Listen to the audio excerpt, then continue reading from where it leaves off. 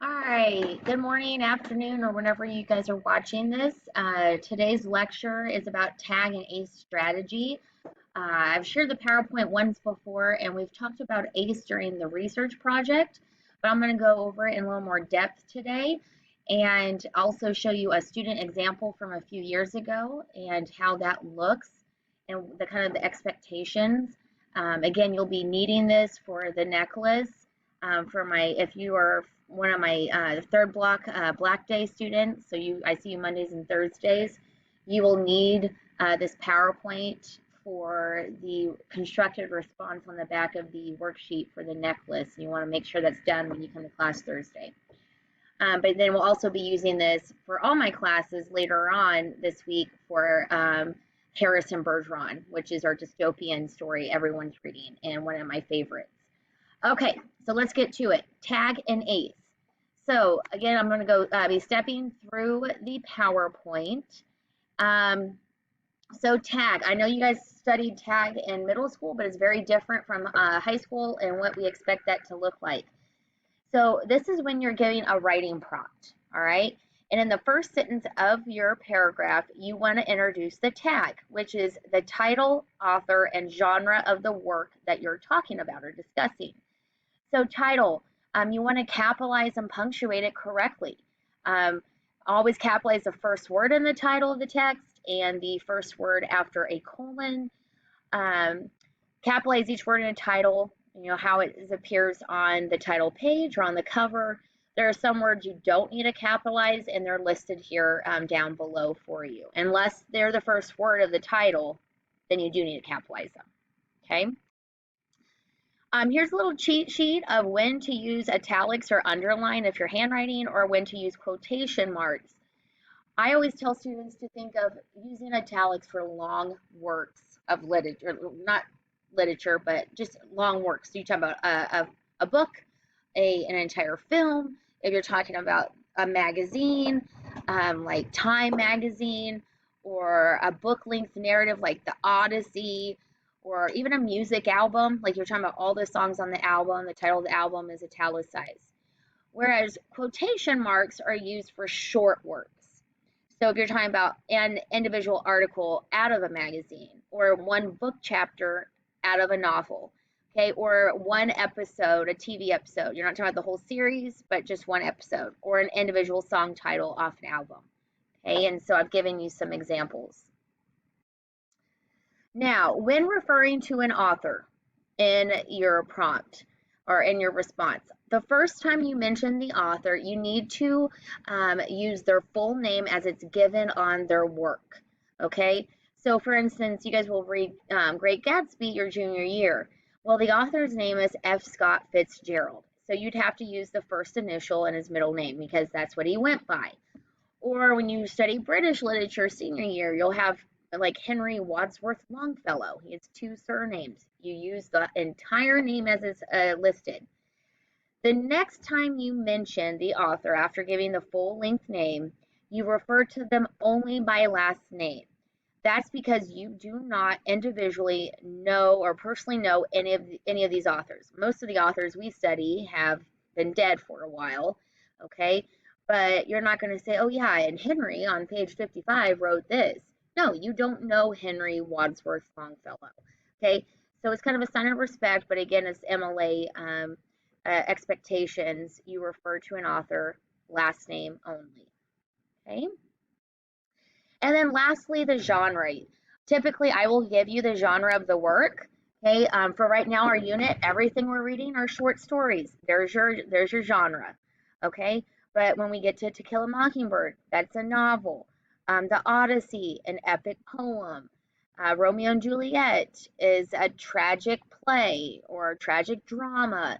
Okay, so again, it clarifies to your audience, to your reader, what you're talking about. And then here's just some genres continued. I mean, there is so many out there. You have dystopian novels, anthologies, documentary films, editorials, a sonnet. I mean, all the different types of poems out there. But I will typically tell you the genre so you're not guessing. And right now, like if you're writing your prompt, your ACE response for the necklace on that worksheet, it's a short story. Okay. All right, moving on. So we've had some practice with ACE, and guys, get used to it. We're going to be doing this a lot throughout the semester. You're going to be writing a lot of ACE responses. So again, ACE stands for answer, cite, and expand. And if you paid attention in class when we were talking about the sniper or the most dangerous game, or even the necklace, depending on what class and what hour I have you on what day, there'll be times when I was asking you, what page did you find that on? Where's your evidence, right? Because especially in my class and in any of your English classes, evidence is going to be key, because every single one of us can read a story or a poem and we can interpret it differently. And as long as you can support your ideas with evidence from the text, and it's not far-fetched, craziness, but makes sense, ties in with, the answer, your answer, or the text, I can't count it wrong, because your opinion is right if you have evidence supporting it. And that's one thing why I love literature. But then that's also on the flip side why a lot of students don't like literature. It's not like math and science where there's always like one right or wrong answer. So you're given a prompt. You need to answer it after, and this usually your tag usually leads into the answer of the writing prompt. You want to completely answer the question, and you want to use keywords from the prompt. That's important. Okay, so you might talk about a little bit, and then you want to lead in with your evidence.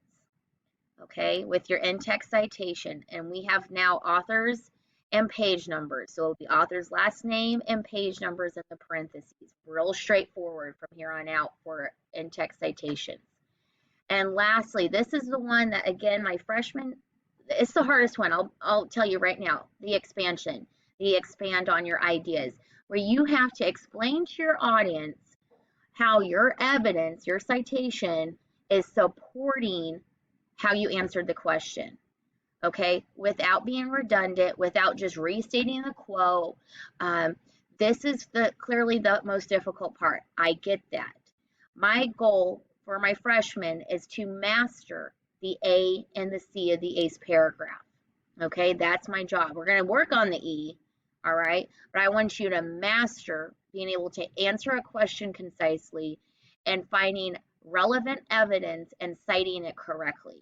I want you to be able to do that by the end of the semester. And if we can get you to be proficient in the E part, I'll be happy, because you're going to be using this method from here on out till you graduate. Okay. Again, there's a YouTube video. I've been told the students, they don't like the person narrating. It's up to you. Feel free to watch the video. You don't have to. I'm not going to click on it. But this is just a breakdown of ACE and how it sets up your paragraph. You have your topic sentence, right, by answering the question. You have the citing the evidence, the E, explaining, evaluating, and then the S, you could have ACEs. So what? You have some type of conclusion sentence that ties up your paragraph and doesn't leave us, asking ourselves, okay, so what were they trying to say, right? It gives us closure, and that's super, super important. And this last page here on the PowerPoint is just a rubric on how our English department grades the ACE responses. It's kind of a 4-3-2-1 rubric. Again, for my freshmen, the A and the C of your ACE paragraph are going to be worth more than the E, because again, these are the ones we're focusing on more right now. Okay. All right, so there is the PowerPoint. I'm going to show you the example of a student, and I'm going to attach this as well to Google Classroom if you guys want to look at it. So up above is the prompt, and this was for my honors students when they read Animal Farm, and this hopefully my honors kids can get to it this year. Don't know with hybrid. My writing prompt for my students this time around was, how does Orwell, that's the author, George Orwell, use some of our own stereotypes about animals in his novel? Do you think he has chosen the right animals for his story? Why or why not? So this is more of an opinion question. So you're going to see some first-person pronouns, and that was fine, because again, I'm personally asking these students if they thought the author used stereotypes correctly in the animals. So this is a student of mine from way back. I deleted their information. Here's the response. In the novella Animal Farm, written by George Orwell, I highlighted this. There's your tag. You should start your paragraph with the tag. There's the genre, there's the title, there's the author. It doesn't have to be doesn't have to be title, author, genre. You can mix up those three elements. I just want you starting your paragraph off with them. Okay. And then Orwell uses animals to represent historical figures of a major event.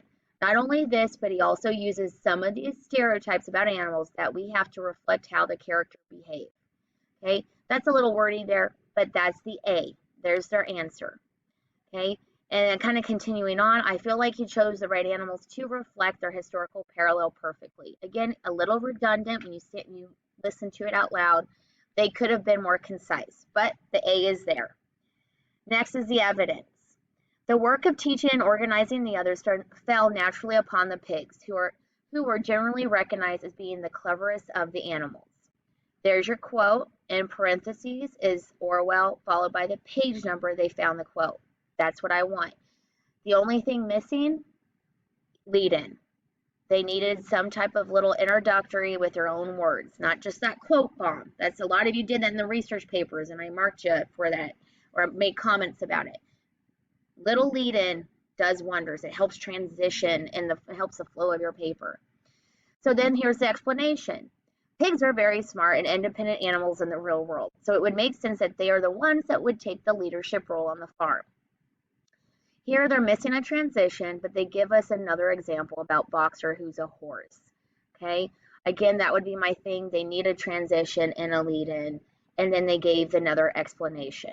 Okay, if you look, this is a little bit longer paragraph, okay, but it's one paragraph. It is not a paper. That's important. Students will write a full-length paper.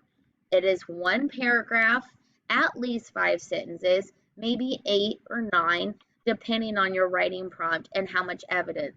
I typically tell kids I need one direct quote in your prompts, okay? So when you are working on the necklace constructed response, it should be similar to this. It opens up with the tag, which leads directly into your A and the answering of the prompt using keywords from the question given to you. You lead into your evidence and then you explain. All right, so happy writing. I hope this is explained. The ACE method and how to structure your paragraphs. If you have questions, come to class with them written down and I will answer them. And we're going to do a writing workshop on some of your ACE responses that are coming up this week. So again, let me know if you have questions.